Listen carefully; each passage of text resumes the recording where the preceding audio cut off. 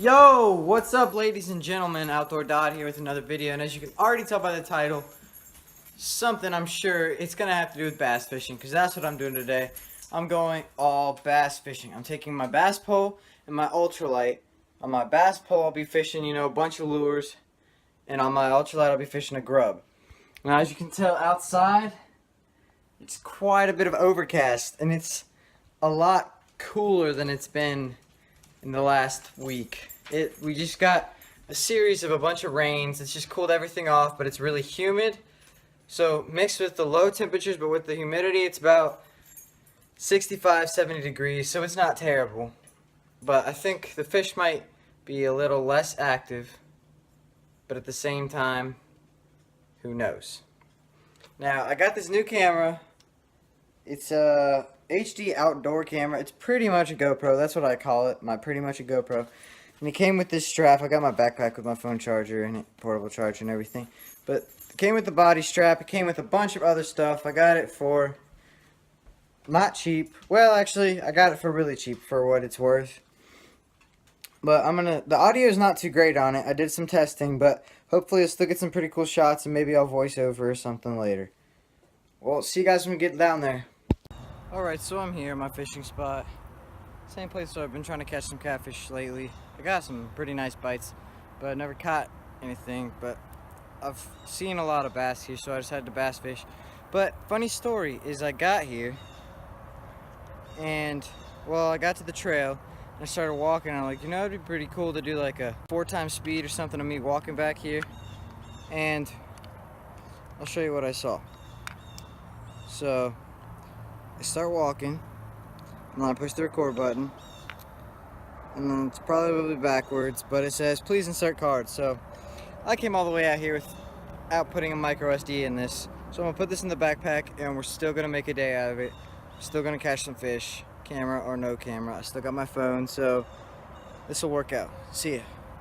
For those of you watching this who don't fish, I highly suggest you at least give it one shot. I mean, I've been out here probably 30 to 45 minutes. I missed one nice sized, I think it was a bass. I'm not quite sure, but I missed it right up next to the shore. And I've seen a squirrel fall from a tree and land on a branch, and that's all the action I've gotten today. And I'm still enjoying it.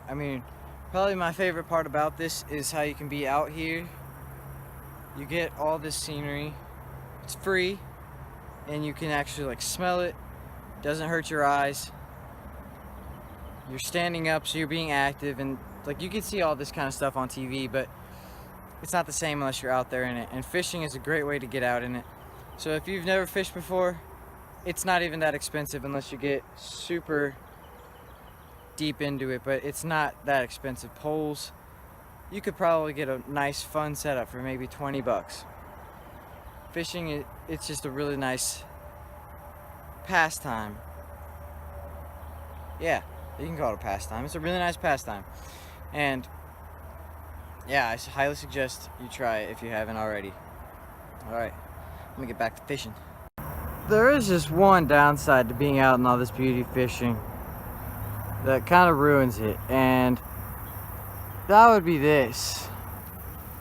Not even sure how I got it up there, and I'm definitely not sure how I'm supposed to get it down. Ended up having to cut it off. I didn't want to break it because there was already some fraying in the line from me trying to pull it. It ended up that the line is tougher than my drag. So I kept pulling and pulling, but it just kept letting line out the harder I pulled instead of breaking. But, even that's not going to ruin a day fishing. I got plenty more. That was one of my nicer ones, but I've got plenty more. This is the joy of fishing. Even when you lose one, it's not that hard to have another one. Okay, life just really wants me to quit today. I just tied another nice crankbait on. I wasn't going to fish by the same tree. I tied it on, and it's the same knot I've been using for 6 years, 5 or 6 years. And I go to throw it back and cast it forward, and my lure flies off, and it's somewhere behind all these. I don't know if I can find it or not, but I'm gonna try. 15 minutes later, still no luck, and it's starting to rain. Oh, hey. No way. No way. No way. No way. Okay. Maybe life is starting to take it easier on me. Found it. And just as it's starting to rain, you know, I'm not done yet. I'm gonna walk around to the other cove on this lake. I'm gonna fish it for a little bit, and then I'll call it a day. Thanks, Mother Nature. So just as I tied this new worm on and started walking back, it really started to kind of downpour, but I'm protected for the most part by these trees. So I think I'll fish here and then call it a day, because I've heard fishing in the rain isn't that effective, but I'm still gonna give it a shot, fish this little creek, and then head home. Hopefully I'll catch something for you guys. So I know you probably can't see with this camera, but there is like 5 or 6 nice sized largemouth bass right there. I just saw something I've never seen before. I casted my line out right about this area, and then I was watching this little thing that I thought it was a little silhouette. It could have been, I was thinking it could have been a bluegill, could have been a small bass, it could have been a crack in a rock. I was reeling it in, and then all of a sudden from over here, from these grasses, these 4 white lines just started swimming out, and then they got closer and bigger, and I saw a black line running down. I'm like, whoa, those are 4 good sized largemouth bass, which I've never seen them school up like that before. I've always seen them with 1, sometimes 2, but 4, now I just gotta catch them. That's the hard part. Okay, I have no idea what just happened, because I cast in the same spot and 4 more came out, and I could still see the other 4 over here, and 4 more smaller ones, but still 4 came out of there. So far all I've gotten is bites, but there have been a lot of bites, and I think there's some bluegill in there with them. So right now, for the rest of the day, I'm using a little blue, white / clear sparkly grub, and I left my stuff on the bridge, but came walking down the trail that takes me out right to where I can't cast from the bridge. And I'm thinking this is where the bass went, because I saw them come up here. Yep, there's one right there. Let's see if I can get him. He's a big one. So I really want to show you guys these fish, but every time I pull my camera out, they swim away. So maybe I can sneak up on it with the camera. But there's a little bluegill down there, but there's also a giant bass. Keeps swimming around in here, going up to the tree, back down.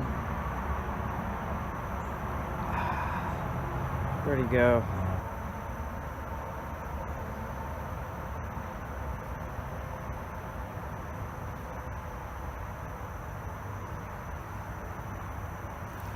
There we go, got one. Got one. Oh!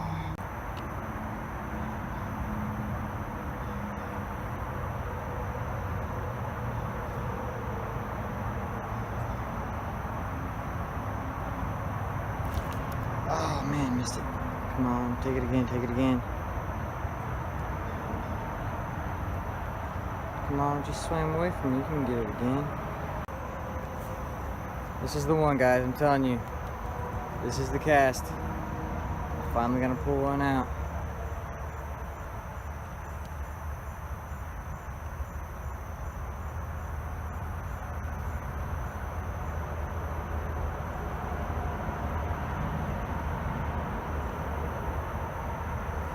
There we go. Oh my word! After missing fish 3 consecutive casts, I finally decided, you know what, I'm gonna try to catch one without the camera. Maybe the camera's just my bad luck charm. And this happens. Broke it again. That's how you know when you're doing something that's worth it to you. When you have a bunch of stuff pushing against you and something that just tells you to keep going. That's how you know you're enjoying it. That's how you know your body and your mind, you're loving it. When you lose 2 lures, almost lose a third, 2, well, lost 1 good one, almost lost another good one. It starts to rain, miss 4 fish, but you keep pushing. That's how you know when you're loving it. I really doubt you can see this on the camera right now, but there are 2 bass and 2 bluegill by my worm, and I'm not moving it at all.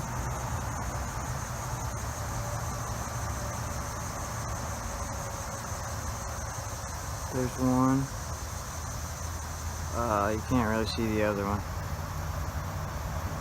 The bass are under that tree limb. Alright, there. Ooh, wait a minute. That's a big old bass. That's a big one. Finally, boys and girls, landed one. He's not terrible. He's about 10 inches to a foot long. I did not know I had this guy initially. Here he is.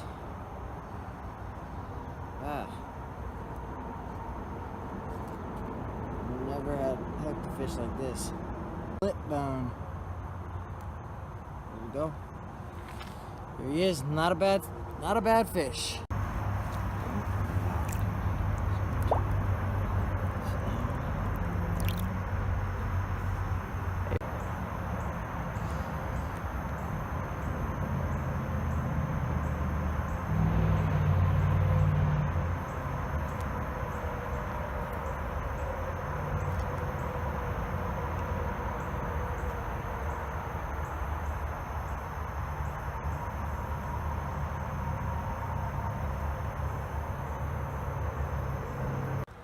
So I didn't catch anything else for another 10-15 minutes, and then eventually lost another grub, lost another hook, got snagged in another tree, which is the problem with fishing in creeks like that. And I'm down to 1 left, so I'm gonna hit up the bridge again, see if they're calm enough and awake enough to come back to where I was earlier. And then I'm gonna call it a day. Even if I don't catch anything, it's still a good day. You know, I caught 1. It's better than none, but you know how it goes. A bad day fishing is better than a good day at work. True. This is what I was talking about earlier, guys. Still, I'm not sure I can get it very clearly on the camera. There is a school of bass. You can kind of see them. In the middle. There's a school of probably 12 to 14 inches. Each. Yo, thanks for watching. That wraps it up for this video. Like I said, a bad day fishing is a lot better than a good day at work. Fishing is so fun. I said it once, I'll say it again. If you haven't tried it, try it again. Give it at least 1 shot. If it doesn't work, you never have to do it again. If it does, then hey, you've got a new hobby, a new pastime. Get you out of the house, and it's so much fun. Alright, thanks for watching. Make sure you subscribe. Click that like button like I know you guys do. And peace. See you in my next video.